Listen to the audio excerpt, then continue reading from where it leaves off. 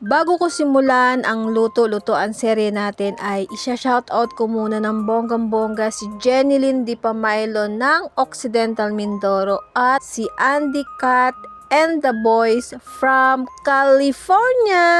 At ituloy na natin ang ating pagluluto. Nagpakulo ako ng tubig para pakuluan yung ating pork ribs. At tilagyan ko ng konting luya at cooking wine para naman matanggal yung kanyang langsa. Pagkatapos kong pakuluan, ipiprito ko lang yan ng bahagi hanggang maging light brown para naman hindi putla ang kanyang kulay. At sinunod ko na ding nilagay ang luya, laurel, cinnamon stick at star anise bago ko siya ginisa-gisa hanggang sa lumabas yung pinaka-aroma ng ating mga pinaglalagay.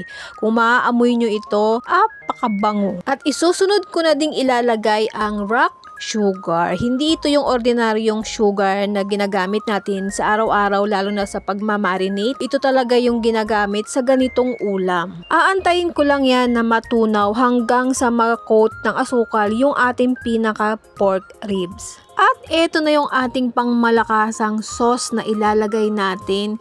Yang ingredients na yan ay soy sauce, dark soy sauce, oyster sauce, cooking wine, at tubig. Yung palagi kong sinasabi na yung mga sukat ng ating mga sauce ay depende yan sa dami nung karne na niluluto ninyo. Kaya kung minsan ako, tansyahan lang din yung aking pagsusukat.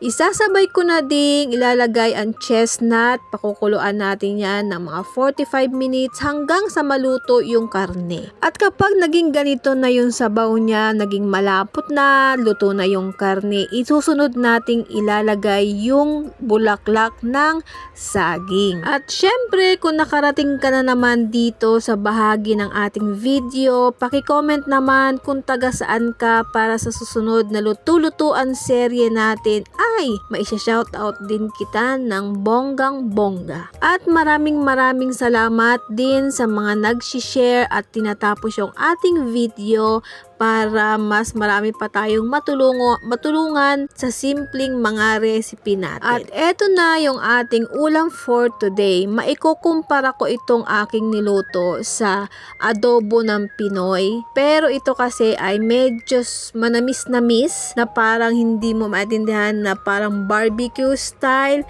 Iba pero ibang klase yung ating Pinoy adobo. Isa din ito sa paborito kong lutuin para sa aking mga bossing. Nilalagyan ko lang yan ng ibang ingredients kagaya ngayon, nilagyan ko yan ng chestnut at saka banana blossom. Pero kadalasan wala talaga akong nilalagay.